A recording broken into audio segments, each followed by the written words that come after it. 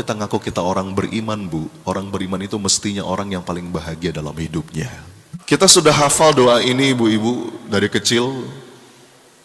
Tapi saya pun baru belakangan waktu ini menyadari urusan jadi lebih mudah. Bismillahirrahmanirrahim.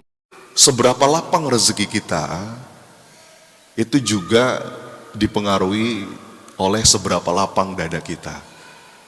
Bahkan kalau dalilnya apa, Ustadz? Banyak, Bu. Tapi saya bawa satu saja dalil yang saya yakin kita semua sudah hafal. Doanya Nabi Musa alaihi salam yang Allah abadikan dalam Quran. Ibu-ibu kenal Nabi Musa? Kenal Nabi Musa? Nah, kalau yang jawab kenal, saya mau nanya kenal di mana gitu.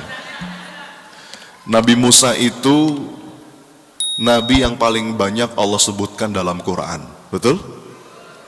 Ulul azmi minar rusul. Nabi yang masalahnya pelik, berat. Bapak Ibu, semua nabi itu masalahnya berat. Tapi di antara yang paling berat itu Nabi Musa alaihi salam. Makanya paling banyak Allah sebutkan dalam Quran, termasuk dalam ulul azmi minar rusul. Ada sebuah doa yang sangat indah, ibu-ibu, dari Nabi Musa, dan saya yakin kita semua sudah hafal doa ini dari kecil. Tapi terus terang saya pun baru belakangan waktu ini menyadari betapa doa Nabi Musa ini punya kedalaman makna yang begitu indah. Doa yang mana, Bu? Doa yang mana? Nah, that's it. Rabbi shrahli sadri. Terusin.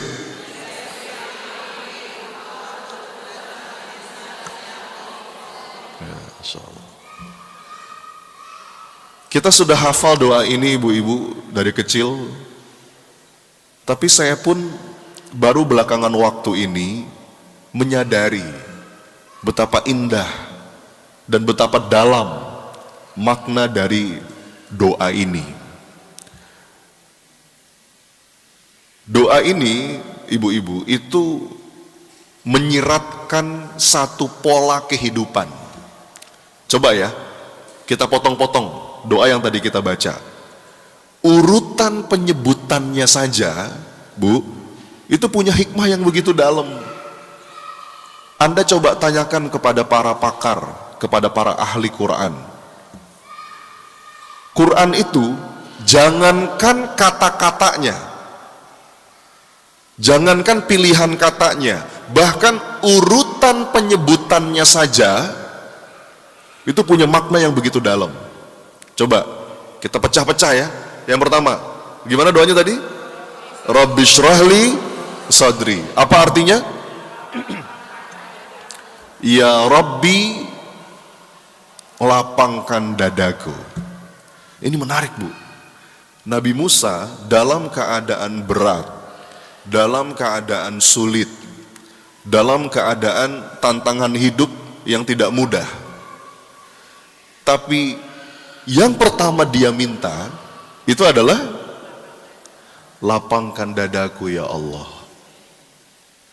Baru setelah itu wa yassirli amri. Apa artinya? Mudahkan urusanku. Ibu-ibu, ini pola kehidupan. Bahwa dari sini kita belajar, ternyata pola kehidupan itu lapang dada dulu, baru kemudian urusan jadi mudah. Coba saya mau nanya, mana yang duluan? Urusan mudah dulu baru lapang dada, atau lapang dada dulu baru urusan jadi mudah? Yang benar. Kenapa ini perlu saya tegaskan? Berulang-ulang saya sampaikan ini di mana-mana, ibu-ibu, karena banyak orang yang pola pikirnya terbalik. 15 tahun saya pengalaman jadi trainer, Bu. Ketemu dengan ribuan orang. Banyak orang yang pola pikirnya tuh terbalik. Terbalik tuh gimana?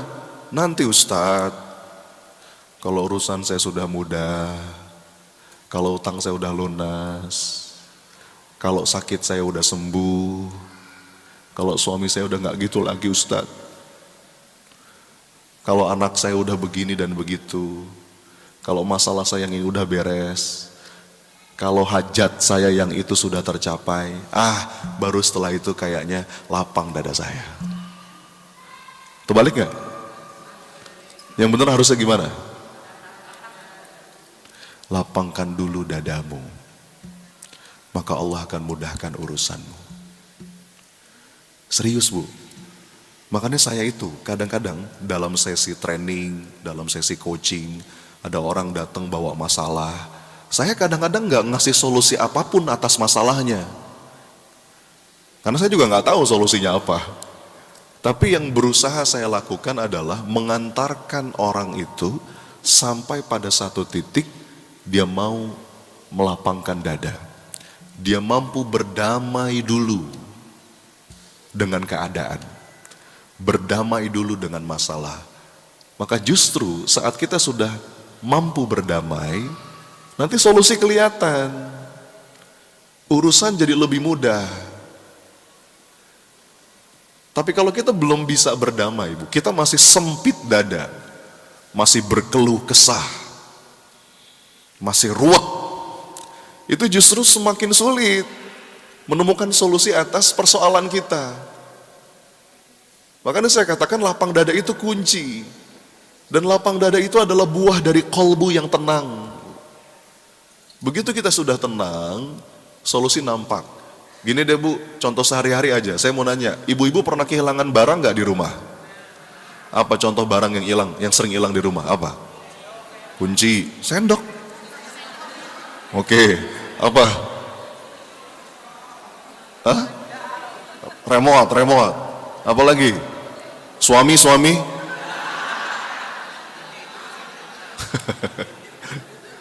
Enggak, saya mau nanya, apa yang terjadi ketika Anda mencari barang itu, tapi dalam keadaan hati yang panik, rungsing, enggak tenang? Apa yang terjadi? Ketemu enggak? Kapan ketemunya?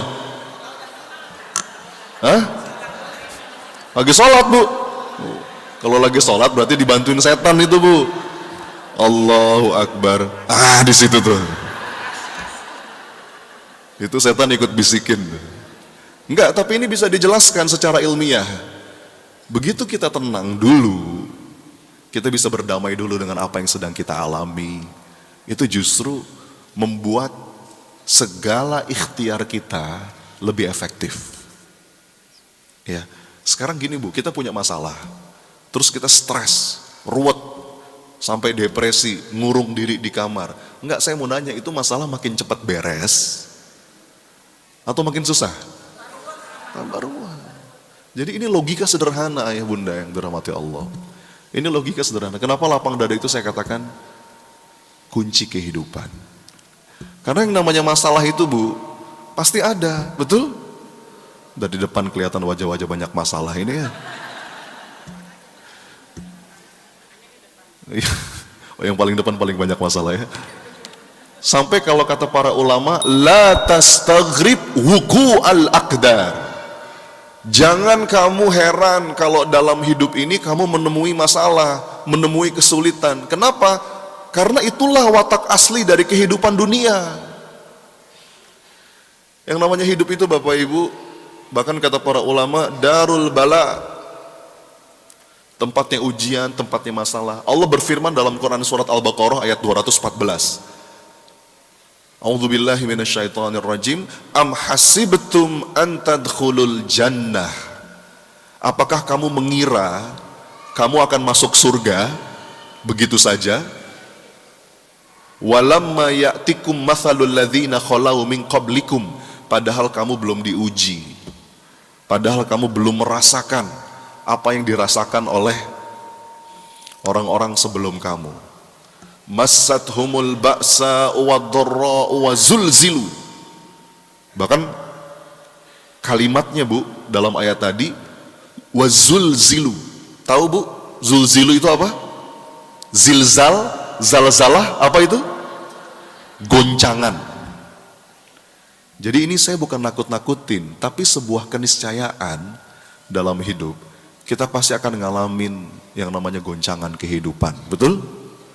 Turbulence kehidupan tuh kita pasti ngalamin. Mungkin judulnya beda-beda. Beberapa di antara kita goncangannya mungkin goncangan keuangan. Ada yang di situ. Bisnisnya hancur, ketipu sama orang, punya utang miliaran. Ada yang di situ. Di sisi yang lain ada orang-orang yang mungkin secara keuangan baik-baik saja, tapi judulnya beda. Betul? Ada yang judulnya rumah tangga, sama pasangannya, sama orang tua, mertua. Ada yang kehilangan sesuatu yang dia cintai. Ada yang dikasih sakit sama Allah. Jadi ibu-ibu, yang namanya badai kehidupan itu kita pasti ngalamin. Itulah watak asli dari kehidupan dunia. Walaupun ada pepatah yang mengatakan, badai pasti berlalu. Betul nggak kalimat itu? Kalimatnya betul, tapi kurang lengkap. Kalau yang lengkap gimana? Yes, betul badai pasti berlalu, tapi selama kita masih hidup, begitu satu badai berlalu, nanti ada badai-badai yang lain. Ini wajah-wajah pengalaman semua ya. Iya Bu, setiap kita itu punya judulnya masing-masing. Kadang-kadang kita ngerasa, enak ya Ustadz jadi dia, coba saya kayak dia. Bu, dia yang Anda tunjuk itu juga sama. Lagi struggle dengan masalahnya, betul? Rumput tetangga memang lebih hijau. Makanya kalau kata teman saya, jangan cuma lihat rumput tetangga yang lebih hijau, tapi cek juga tagihan listriknya gitu. Nggak, kenapa ini perlu saya sampaikan? Karena pengalaman saya Bu, beberapa orang itu kalau lagi punya masalah, itu suka merasa yang paling malang sedunia. Betul nggak sih? Kayaknya nggak ada yang lebih menderita dibandingkan saya. Anda kegeeran. Kita itu punya judul goncangannya masing-masing. Maka, nah ini. Terus kesimpulannya apa? Kesimpulannya Bu, life is not about waiting for the storm to pass. Wah, coba diulang Bu.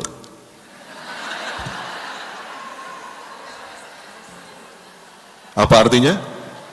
Dilarang buang sampah sembarangan ya.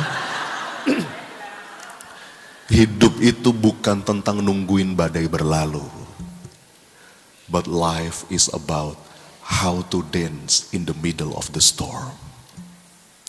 Tapi hidup itu adalah tentang bagaimana kita bisa enjoy, kita bisa menari-nari, kita bisa berlapang dada meskipun di tengah badai. Dan kalau kita ngaku kita orang beriman Bu, orang beriman itu mestinya orang yang paling bahagia dalam hidupnya. Kata Imam Ibnul Qayyim, dengan kacamata iman kita selalu bisa menemukan keindahan dalam setiap takdir kehidupan. Jadi kalau kita ngaku beriman, tapi kok kita murung terus, ruwet terus, ditekuk terus mukanya, itu ada yang salah dengan iman kita. Serius saya Bu. Makanya senyum itu bukan hal yang biasa Bu. Senyum itu besar nilainya di sisi Allah. Kenapa? Senyum itu perlambang dia ridho. Ya. Kalau orang ditekuk, bangun tidur udah merengut. Ya. Itu setan seneng Bu, serius saya. Nih saya bacain kalimatnya ya dari Imam Ibnul Qayyim. La syai'a ahabbu ila syaitani min huznil mu'min. Tidak ada yang paling disenangi setan melebihi seorang mukmin yang bersedih hati. Tuh. Makanya Bu, kalau pengen di like sama setan gampang. Gimana caranya? Sedih aja sedih Bu. Merengut. Gitu. Coba sekali lagi, lihat kanan kiri dengan senyuman yang paling indah. Coba silakan. Ya.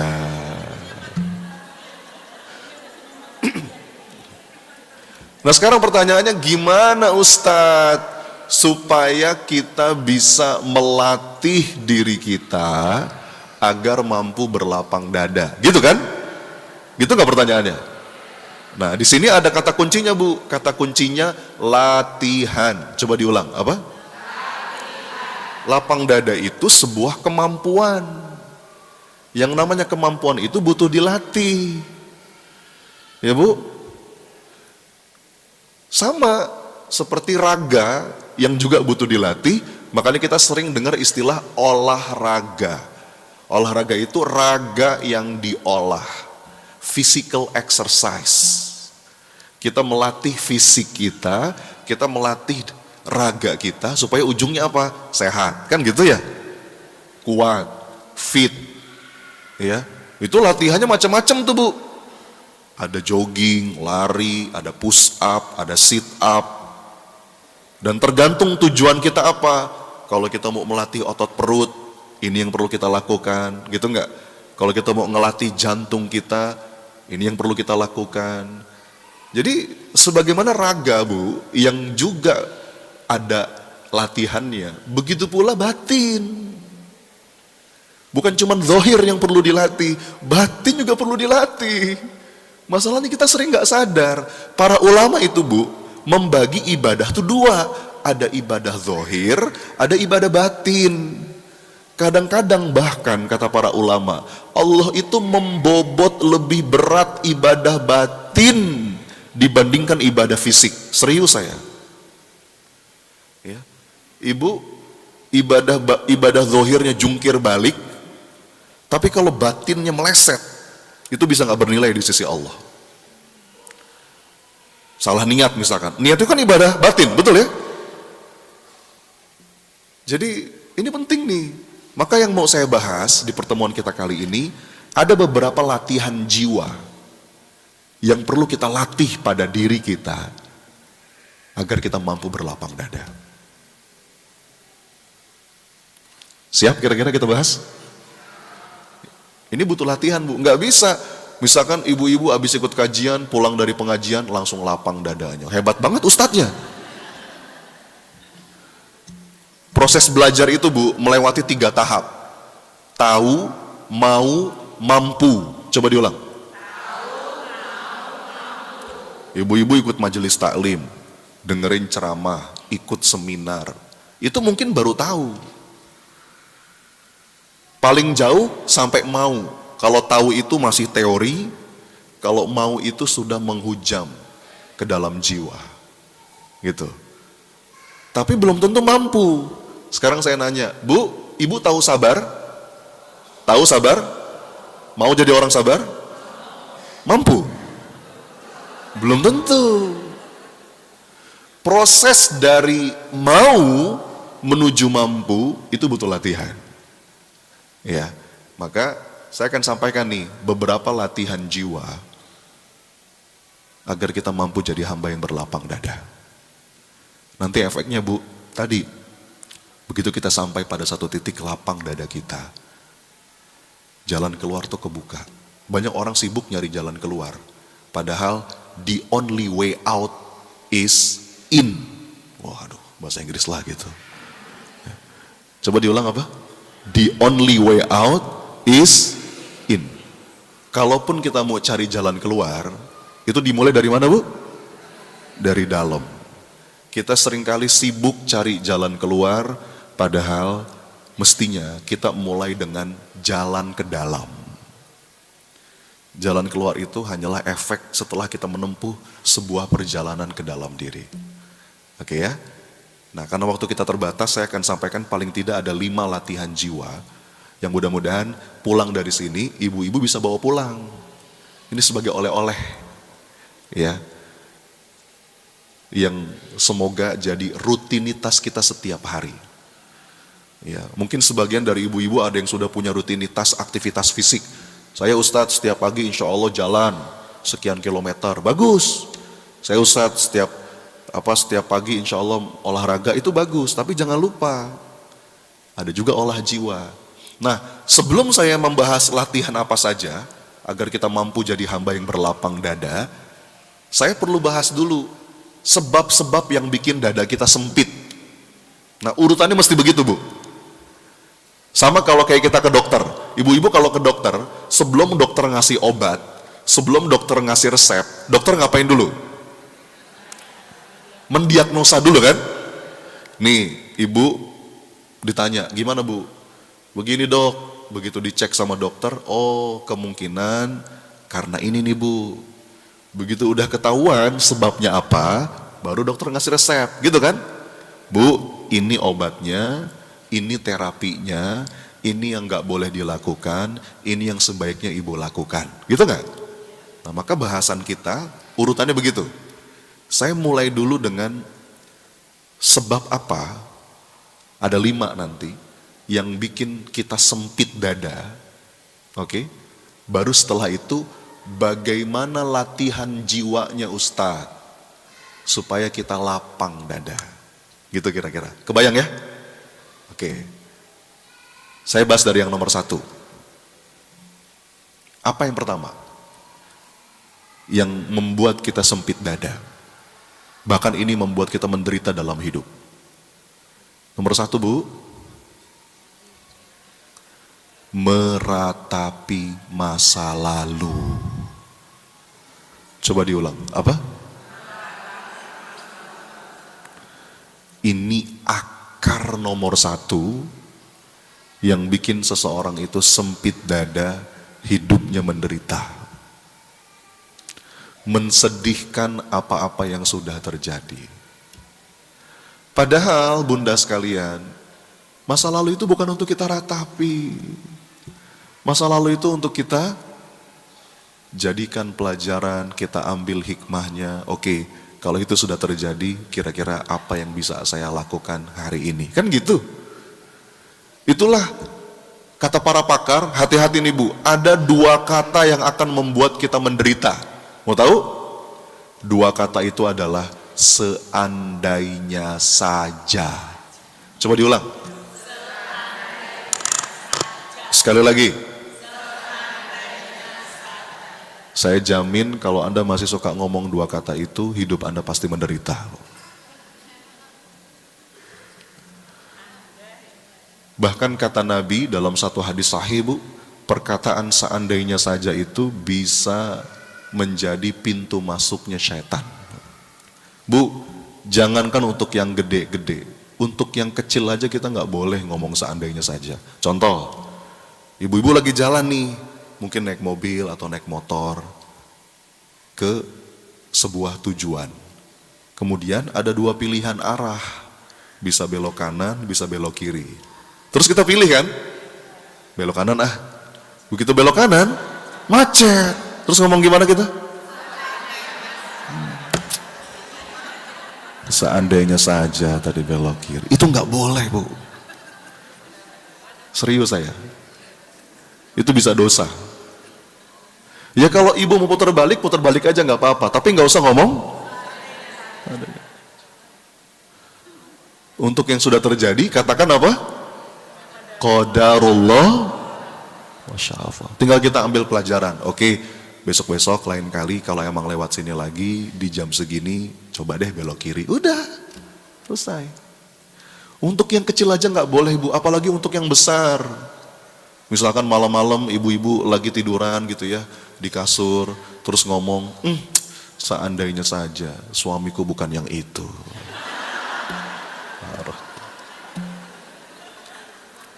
Seandainya dulu aku bersama mantanku, hidupku tidak akan seperti ini. Waduh, udah punya cucu ngomong gitu, Bu. Saya kemarin, Bu, ada pengusaha, ibu-ibu, pengusaha travel haji dan umroh. Beliau orang Salemba, ikut kelas saya di Solo waktu itu. Saya punya kelas pelatihan, judulnya Surrender. Dia itu baru ketipu 10M, Bu. Ketipu sama orang lah. 10M. Terus dia ikut kelas saya. Habis ikut kelas saya, dia deketin saya, terus dia ngomong gini, Mas Sony, makasih ya. Saya sekarang lega. Kenapa, Bunda? Dia cerita, iya Mas, saya tuh baru ketipu. Lumayan Mas, 10M. Kemarin-kemarin Mas, saya masih ngomong, seandainya saja saya gak ketemu orang itu, seandainya saja saya gak transfer ke dia, seandainya saja saya gak percaya sama dia, seandainya saja. Itu udah terjadi, udah belum? Udah belum? Kalau sudah terjadi, apa yang kita katakan? Qadarullah wa ma syafa. Kalau emang kita ada kesalahan, ya udah kita taubati. Kira-kira apa pelajaran yang bisa kita ambil? Hadepin, kalau emang rasanya berat, mudah-mudahan ya Allah jadi penggugur dosa. Sudah Bu. Ya. Jangan suka meratapi apa yang sudah terjadi. Kalau sudah. Ibu-ibu lagi beres-beres buku, di rak lemari, tiba-tiba ada ensiklopedi jatuh dari atas, menimpa kepala kita. Dus, aduh. Gimana respon kita? Oh, saya nggak terima. Oh, gimana nggak terima? Tanda terimanya udah jelas kan? Apa tanda terimanya? Makanya Bu, terus latihan jiwanya apa nih Ustadz untuk yang nomor 1 ini? Tadi udah saya sebutkan, untuk yang nomor 1 ini Bu, nama latihan jiwanya ridho. Coba diulang, apa? Kalau bahasa kerennya Bu, self acceptance. Ya. Ridho. Ridho itu apa sih? Sebuah sikap yakin bahwa segala sesuatu itu ada hikmahnya dan pasti baik pada akhirnya. Semua ini pasti ada hikmahnya dan semua pasti baik darimu ya Allah. Bahkan kata Nabi SAW, ajaban li amril mu'min inna amrohu kullahu khair. Semua urusan yang beriman itu baik. Itulah menakjubkannya urusan orang beriman. In asabathu syarra'u syakara fakanat khairul lahu wa in asabathu darra'u sabara fakanat khairul lahu. Enak atau enggak enak, sesuai harapan kita atau tidak sesuai, kalau sikap kita sikapi dengan keimanan, maka ujungnya jadi kebaikan. Jadi Bu, nah, itulah enaknya jadi orang beriman kata Nabi SAW. Kadang-kadang Bu, yang terjadi itu sesuai dengan apa yang kita inginkan. Ada masanya begitu. Kita berdoa, mintanya A, Allah kabulkan A. Kadang-kadang sesuai Bu. Kita kepengen A, Allah kasih A. Ada masanya begitu tuh. Pernah ngalamin? Pasti pernah ngalamin. Dulu saya anak pertama berdoa kepada Allah, ya Allah pengen ya Rob anak pertama laki-laki. Allah kasih laki-laki. Anak kedua ya Allah perempuan, ya Allah biar sepasang. Allah kasih perempuan. Anak ketiga perempuan lagi deh, ya Allah lucu. Allah kasih perempuan lagi. Dulu saya pernah berdoa, ya Allah pengen ya Rob bisa ibadah haji di usia muda. Allah kasih kesempatan. Kadang-kadang gitu tuh Bu, ada masanya yang terjadi sesuai dengan apa yang kita inginkan. Tapi ada masanya kita berdoa mintanya A, Allah kasih B. Kenapa? Karena menurut Allah B itu lebih baik dan lebih kita butuhkan. Masalahnya kadang-kadang mata kita ke A terus. A, ya Allah, A. Nggak mau yang lain. Istiqorohnya begini, ya Allah jika dia baik jodohkan kami ya Allah. Tapi jika dia nggak baik, perbaiki dia ya Allah. Itu bukan istiqoroh namanya Bu. Itu maksa Bu. Dia udah kena virus, nama virusnya harusitis. Apa nama virusnya? Bu, Allah itu punya banyak cara ngabulin doa kita. Makanya dalilnya telak dalam Quran. Wa asa an takrahu syai'an wa huwa khairul lakum wa asa an tuhibbu syai'an wa huwa syarrul lakum. Boleh jadi kamu tuh nggak senang sesuatu padahal itu baik bagimu. Boleh jadi kamu senang sesuatu padahal itu nggak baik bagimu. Wallahu ya'lamu wa antum la ta'lamun. Allah yang maha tahu, kamu nggak tahu. Jadi jangan sok. Enak aja Bu. Kita punya rencana, yes. Tapi kita juga memahami apa yang Allah rencanakan itu pasti jauh lebih indah daripada apapun yang kita inginkan. Makanya bagi orang-orang yang ridho itu, prinsip hidupnya begini. Hadiah terindah adalah apa yang saat ini aku miliki. Dan takdir terindah adalah apa yang saat ini aku jalani. Coba diulang Bu. Hadiah terindah adalah apa yang saat ini aku miliki. Dan takdir terindah adalah apa yang saat ini aku jalani. Bagus buat status WhatsApp itu ya. Enggak, tapi saya serius, Bu. Ya. Dan Ibu tahu nggak, apa rahasia orang-orang itu mudah ridho jiwanya? Tahu nggak? Sederhana, Bu. Rahasia orang-orang yang mudah ridho itu karena dia berharap diridhoi sama Allah. Jadi apapun yang menimpa hidupnya, mereka tuh punya mental begini, ya Allah, mangga ya Allah. Apapun yang hendak Engkau tetapkan dalam hidupku, kaya, miskin, sehat, sakit, dipuji, dicaci, dideketin, dijauhin, mendapatkan atau kehilangan,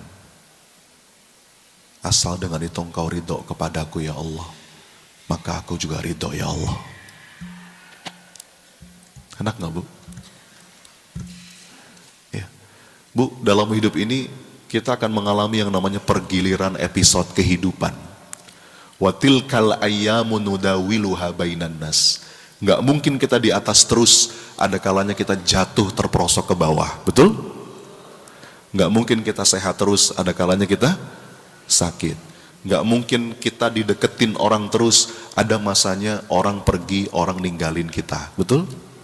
Nggak mungkin kita punya uang terus, ada kalanya kita nggak punya uang. Nggak mungkin orang muji-muji kita terus, ada kalanya orang mencaci kita, menghina kita.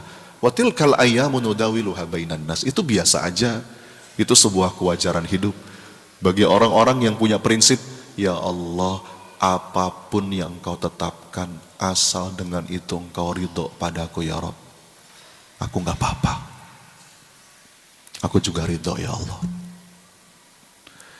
Makanya latihannya gimana Ustadz? Latihannya Bu, setiap pagi, setiap petang, kalau bisa jangan sampai lupa baca doa. Doa yang mana? Doa yang Anda udah hafal dari TK. Raditu billahi. Terusin.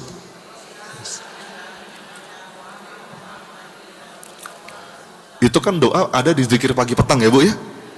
Kita saya yakin udah hafal doa ini dari TK. Cuman kita kan bukan anak TK. Jangan cuman dibaca, dijiwai betul. Bahkan kata Nabi SAW, Allah itu ridho kalau ada hamba yang baca doa itu. Raditu billahi robba itu artinya apa? Ya Rob, hamba ridho Engkau Rob hamba yang mengatur segala urusan hamba. Ya. Ketika aku berdoa kepada Allah dan Allah mengabulkan apa yang aku minta, aku bahagia. Tapi jika Allah tidak mengabulkan apa yang aku minta, aku lebih bahagia. Kenapa? Karena yang pertama pilihanku, sedangkan yang kedua pilihan Allah. Dan pilihan Allah pastilah yang terbaik untukku. Makanya orang yang punya mental seperti ini Bu, enak dia ngejalanin hidup. Ya, ya Rob, asal dengan ini Engkau makin sayang padaku, Engkau maafkan dosa-dosaku, Engkau ridho kepadaku, maka aku pun ridho ya Allah. Aku pun ridho ya Allah. Oke Bu, itu yang pertama. Kita mau bahas berapa ini? 5. Terusin nggak? 2. Ini pasangan nih. Ini pasangan. Kalau yang pertama tadi meratapi masa lalu, yang kedua yang bikin dada kita sempit, mencemaskan masa depan. Panik, khawatir, cemas, takut, nanti gimana ya, nanti gimana ya. Itu juga kendaraan setan tuh Bu. Memang kerjaan setan tuh nakut-nakutin. Nakut-nakutin. Contoh, ada orang mau hijrah dari pekerjaan yang lama, mungkin di sini uangnya gede, tapi di situ ada hal yang haram, ada kezoliman, uangnya gede, dia mau hijrah pekerjaan yang baru, secara angka jauh banget, dibisikin sama setan, alah ngapain sih, lebay, hijrah-hijrah, nanti anak kamu makan apa, udah di sini aja, nah gitu tuh, bisikan-bisikan ketakutan itu Bu, itu dari setan, namanya was-was.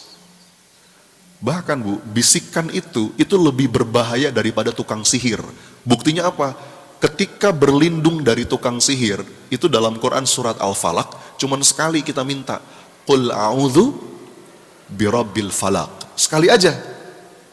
Langsung min syarri ma khalaq.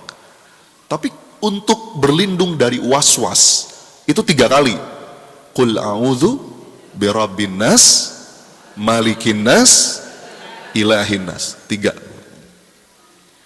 Jadi bisikan-bisikan hati itu, was-was, itu lebih berbahaya dibandingkan tukang sihir. Karena itu menyempitkan dada kita. Takut, cemas, bingung, udah nanti gimana ya. Nah terus gimana Ustadz latihan jiwanya supaya dada kita lapang dalam hal ini, Bu? Nama latihannya berserah. Coba diulang, apa? Berserah itu kalau dalam Quran banyak pilihan katanya. Bisa tawakal, bisa tafwid, dari kata fawwada yufawwidu tafwid, bisa juga taslim. Ini penting. Dan jangan salah paham ya, ibu-ibu, tawakal itu bukan pasif, bukan. Tawakal itu aktif, tapi dengan batin yang damai. Coba saya mau nanya, doa apa yang ada kata-kata tawakalnya, yang sering Anda baca setiap hari? Doa apa? Bismillahi. Nah sekarang saya mau nanya, itu doa Anda baca kapan? Ketika mau tidur, atau ketika mau bergerak? Anda baca Bismillahi tawakkaltu 'ala Allah, habis itu ke tempat tidur, atau melangkah?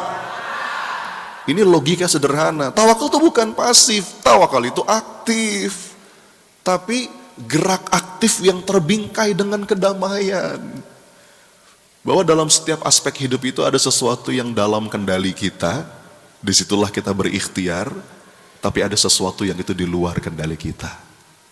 Kenapa banyak orang stres, sampai anxiety, ya, takut, panik, karena dia masuk pada sesuatu yang di luar kendalinya.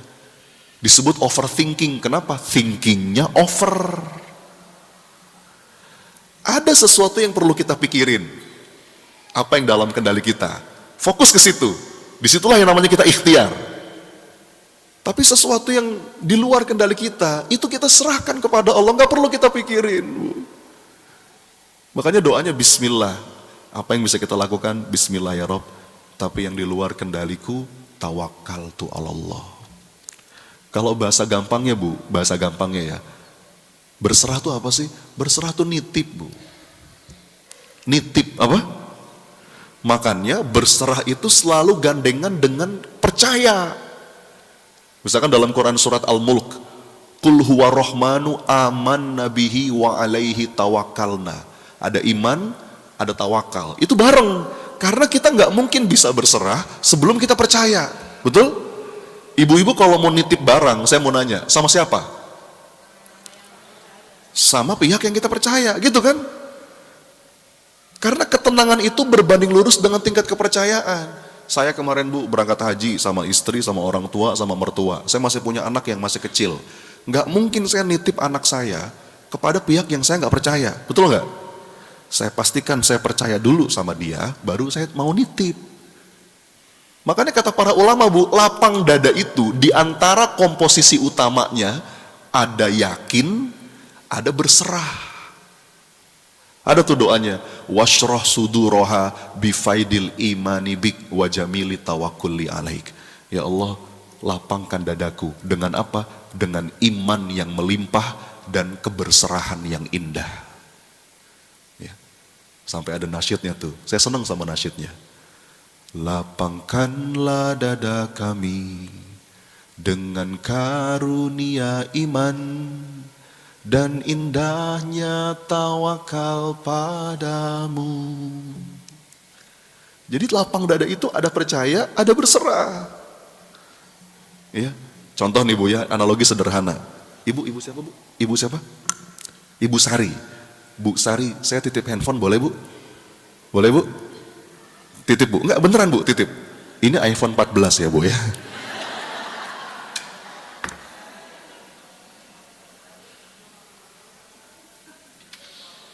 Ini analogi nih Bu. Bentar ya, saya mau nanya sama Bu Sari. Bu Sari tolong jawab ya Bu. Kira-kira handphone yang saya titip sama Ibu dijaga tidak? Dijaga. Saya baru kenal beliau hari ini. tapi saya nitip handphone, beliau jaga. Pertanyaan besarnya, bagaimana mungkin kita menitipkan sesuatu kepada Allah dan Allah gak menjaga? Gak mungkin. Ya. Jadi apa sih Bu yang sedang kita cemaskan? Kalau kita bisa melakukan sesuatu, lakukan. Tapi untuk sesuatu yang di luar kendali kita, titip sama Allah. Dan kalau saya percaya sama Bu Sari, kira-kira hati saya gimana? Tenang. Kenapa saya tenang? Karena saya yakin Bu Sari pasti jaga handphone saya. Kalaupun seandainya nih ya, pasti nggak sengaja handphone saya jatuh, terbanting, pecah, kesiram air panas. Saya yakin Bu Sari pasti ganti. Iya kan Bu? Oh, jangan-jangan diganti sama yang lebih mahal. Tenang aja Bu. Jadi ini penting. Ada doanya tuh, ya Hayyu ya Qayyum bi rahmatika astaghits wa aslihli sya'ni kullahu wa la takilni ila nafsi tarfataini. Bu, Anda bisa nggak jaga anak Anda 24 jam? Lakukan apa yang bisa Anda lakukan, selebihnya titip sama Allah. Apalagi sekarang ya Bu ya, ngelihat berita, ya Allah pergaulan anak hari ini Ustadz, LGBT, naudzubillah, bahkan masuk ke pesantren-pesantren. Saya takut Ustadz, saya cemas Ustadz. Bu, apa yang bisa Anda lakukan? Lakukan. Yang dalam kendali kita apa? Pastikan kita sebagai orang tua jadi orang yang soleh. Itu ngalir nanti energinya. Kita pilih sekolah yang terbaik, kita pilihkan teman-teman yang terbaik. Lakukan sesempurna mungkin. Tapi yang di luar kendali kita, titip ya Rob, jagain anak hamba. Tenang udah. Bu, bisa nggak jagain suami Anda 24 jam? Titip Bu sama Allah. Mau tahu Bu doa nitip suami? Mau tahu nggak? Saya ajarin kalau mau tahu. Doanya gini, ya Allah titip mata suami hamba ya Allah. Kalau macam-macam ambil saja ya Allah. Dosa-dosanya, saya belum selesai. Jadi Bu nggak usah, mohon maaf ya, terlalu over posesif. Suami pulang, mana handphone? Ngapain? Nontonnya sih Ipar Adalah Maut, layangan putus, apalagi sih? Ya Allah, jika memang ada sesuatu tunjukkan ya Allah. Tapi jika tidak ada, tenangkan hatiku. Udah Bu. Apalagi rezeki, udah. Bagian kita, jangan banyak cemas dalam hidup. Kecuali kecemasan itu untuk urusan akhirat. Karena kata Sayyidina Utsman bin Affan, hammud dunya zulmatun fil qalbi wa hammul akhirah nurun fil qalbi. Kecemasan dalam urusan dunia itu tanda gelapnya hati. Tapi kalau kecemasan dalam urusan akhirat justru cahaya bagi hati.